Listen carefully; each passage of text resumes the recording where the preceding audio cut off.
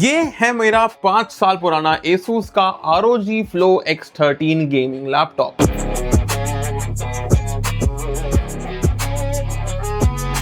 ये लैपटॉप मैंने 2021 में परचेस किया था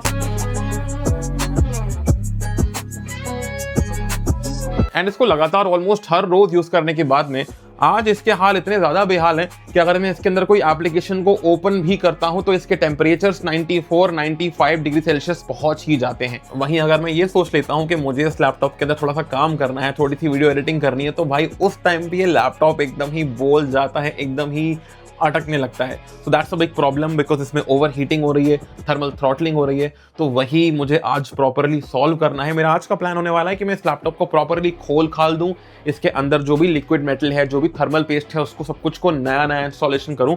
वैसे मैं लिक्विड मेटल को नया नहीं लगाने वाला हूं, मैं इंस्टॉल करने वाला हूं इसके अंदर PTM 7950 जो कि मैंने अमेजॉन से मंगाया है। इसकी परचेस लिंक आपको डिस्क्रिप्शन के अंदर मिल जाएगी। मोर इंपॉर्टेंटली अगर आपका भी लैपटॉप गर्म हो रहा है तो आप ये वाला वीडियो आज का पूरा देखें and I am pretty sure कि by the end of the video आप एकदम समझ जाएंगे कि कैसे आप अपने लैपटॉप को घर बैठ के खुद से ही ठीक कर सकते हैं, कैसे उसकी ओवर हीटिंग की प्रॉब्लम को फुली रेक्टिफाई कर सकते हैं। बाकी भी मैं एक काम करता हूं कि इसके अंदर कुछ बेंचमार्क्स रन कर लेता हूं, इसके स्कोर्स को रिकॉर्ड कर लेता हूं एंड इसके फाइनल टेम्परेचर्स को भी नोट डाउन करके रख लेता हूं, जिससे हम इसके ठीक हो जाने के बाद में इसके बिफोर एंड आफ्टर के रिजल्ट्स को कंपेयर कर सकें। चलिए वीडियो को स्टार्ट करते हैं। सो किसी भी ओवर हीटिंग करने वाले लैपटॉप को फिक्स करने के दो तरीके होते हैं। पहला होता है काम चलाओ तरीका और दूसरा होता है सही तरीका। काम चलाओ सॉल्यूशन में आपकी कोशिश होती है कि एकदम ही बेसिक काम किया जाए और तुरंत उसका फायदा मिल जाए, जैसे कि लैपटॉप के नीचे कूलिंग पैड लगा देना या तो फिर उसके फिन्स, उसके वेंट्स को ब्रश वगैरह से साफ कर देना। अब देखो, एक हद तक ये सॉल्यूशंस काम करते भी हैं, लेकिन एज आई सेड ये सिर्फ एक टेम्पररी जुगाड़ है। असली सॉल्यूशन के लिए आपको लैपटॉप को ओपन करना ही पड़ेगा। तो सबसे पहले लैपटॉप को शट डाउन करेंगे और बॉटम पैनल के स्क्रूज को खोलना स्टार्ट करेंगे। बॉटम पैनल को रिमूव करने के बाद आइडियली आपको थोड़ी बेसिक सफाई कर लेनी चाहिए। फिर ये जो हीट पाइप्स आपको दिख रही हैं, जो कि आपके CPU और GPU के डाई के साथ जुड़ी हुई हैं, इनको आपको खोलना है। लेकिन इनको खोलने के पहले आप ये मेक श्योर कर लें कि आपने लैपटॉप की बैटरी डिस्कनेक्ट कर दी हो और ये जो फैंस हैं आपके हीट सिंक के अंदर, आपने उनको भी डिस्कनेक्ट कर दिया हो। फिर जब वो हो जाए तब आप सारे स्क्रूज को निकाल के थोड़ा सा इसको हीट सिंक को विगल करके आप आराम से इसको लिफ्ट ऑफ कर सकते हैं। अब देखो, टेक्निकली मेरे ROG Flow X13 के अंदर से निकलना चाहिए था लिक्विड मेटल, लेकिन मैंने जब इसको ओपन किया मेरा दिमाग ही हिल गया, क्योंकि इसके अंदर से निकला लो क्वालिटी का सूखा हुआ thermal paste. Where is the liquid metal? God knows. Actually, my cousin knows. So I'll tell you what happened. मैं जब मुंबई में था तब मेरा कजिन पढ़ाई करने के लिए इस लैपटॉप का इस्तेमाल कर रहा था। फिर जब मैंने उससे ये बात कन्फ्रंट की कि भाई लैपटॉप को तूने ओपन किया था, तब जाके उसने मुझे बताया कि लैपटॉप के अंदर वायरस आ गया था और वो लैपटॉप को दुकान पे ले गया था और दुकान वाले ने मेरे कजिन को कन्विंस कर लिया कि भैया आप 1500 रुपए दे दो, आपका लैपटॉप में फॉर्मेट प्लस क्लीनिंग दोनों करके दे दूंगा आपको। क्या बात है सर, क्या बात है सर, क्या बात, ये बात है। बाय द वे, जो लैपटॉप के अंदर बहुत बढ़िया क्लीनिंग हुई है, उसकी वजह से मुझे लैपटॉप के अंदर ढेर सारे लिक्विड मेटल के छींटे दिखाई दिए हैं, विच मींस कि अगर मैं लैपटॉप को आज ओपन नहीं करता तो किसी ना किसी दिन फ्यूचर में ये लैपटॉप कभी भी खराब हो ही जाता, बिकॉज लिक्विड मेटल अगर मदरबोर्ड को टच करता तो वो शॉर्ट कर देता चीजों को और फुक से मेरा लैपटॉप उड़ जाता। खैर, anyways, let's get back to the video. So basically heat sink को निकालने के बाद आप उसको रख देंगे साइड में और मदरबोर्ड की एक फोटो क्लिक कर लेंगे, सो दैट आपको ये याद रहे कि उस मदरबोर्ड के अंदर थर्मल पेस्ट किस किस लोकेशन पे लगा था,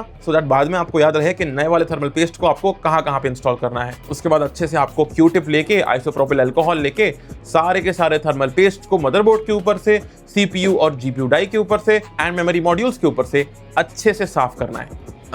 ये वाला लिक्विड, ये वाला मैंने यूज किया था, मैं आपको इसकी लिंक डिस्क्रिप्शन के अंदर दे दूंगा। फिर आइडियली आपको हीट सिंक को घर के बाहर ले जाकर साफ करना चाहिए, बिकॉज उसके अंदर बहुत धूल होती है एंड जहां आप अपने फैंस और हीट सिंक के बीच में जो जगह होती है, अगर आप उसको डिटैच करेंगे तो आपको उसके बीच के अंदर जो घुसी हुई डस्ट और डर्ट है उसको भी आपको आइडियली रिमूव करके अच्छे से इसको साफ कर लेना चाहिए, सो दैट ये आपको फ्यूचर में चोक ना करे एयर फ्लो को। अब जब आपके सारे के सारे पार्ट्स अच्छे से साफ हो चुके हैं तो मैं CPU और GPU डाई के ऊपर लगाने वाला हूं यहाँ पे PTM 7950। जो PTM 7950 है उसके ऊपर लाइनस ने एक डेडिकेटेड वीडियो बनाया हुआ है, लेकिन अगर मैं आपको समझाऊं तो वो एक लिक्विड मेटल का रिप्लेसमेंट है। बेसिकली ये एक थर्मल पेस्ट से काफी बेटर परफॉर्म करने वाला एक फेज चेंजिंग मटेरियल है।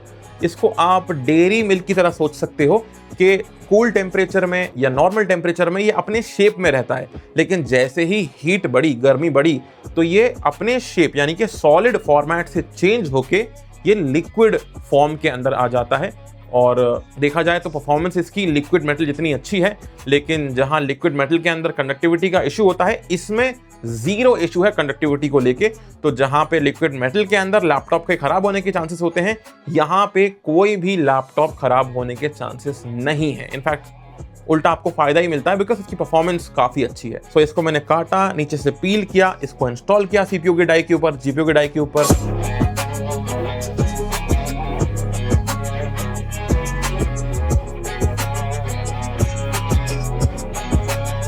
उसके बाद ऊपर का जो एरिया था उसको भी पील ऑफ कर दिया, और फिर मैंने फोटो में चेक करके सारी जगह पे इंस्टॉल किया थर्मल पेस्ट को, एंड अच्छे से इसके हीट सिंक को इसकी डाई के ऊपर इंस्टॉल कर दिया। एंड फाइनली अब आप बॉटम पैनल को लगा के लैपटॉप को फुली रेडी कर सकते हैं यूज करने के लिए। अब हम करते हैं कंपेयर पहले की परफॉर्मेंस को अब की परफॉर्मेंस से, एंड पहले के टेम्परेचर्स को अभी के टेम्परेचर से। देखें तो सही कि हमने जो काम करा है वो सक्सेसफुल हुआ भी या नहीं।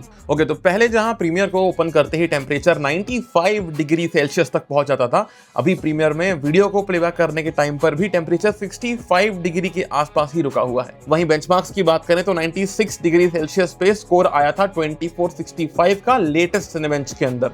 वहीं अब जो मैक्सिमम टेम्परेचर गया है वो है 86.1 डिग्री सेल्सियस का, एंड स्कोर बढ़ के पहुंच गया है 2636 का, जो कि 7% का रॉ परफॉर्मेंस का इंप्रूवमेंट है। एंड टेम्परेचर्स के अंदर तो सीधे 10 डिग्री सेल्सियस का इंप्रूवमेंट है, which is a big improvement by all means. Overall मैं ये कह सकता हूं कि ये एक्सपेरिमेंट एकदम ही सक्सेसफुल हुआ है।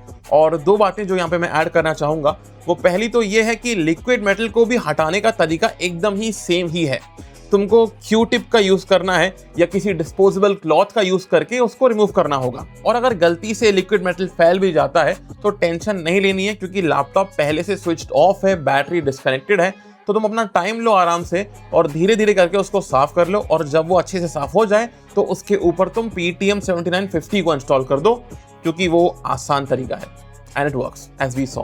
Lastly, ये कुछ भी रॉकेट साइंस नहीं है, ये एकदम ही इजी प्रोसेस है, एंड मुझे तुम पर पूरा भरोसा है कि तुम ये काम आसानी से कर ही लोगे। बाकी तुम मुझे बताओ कमेंट्स के अंदर कि तुम्हारे लैपटॉप या कंप्यूटर के टेम्परेचर अभी हाल कैसे हैं, क्या वो ओवरहीट कर रहा है या नहीं कर रहा है।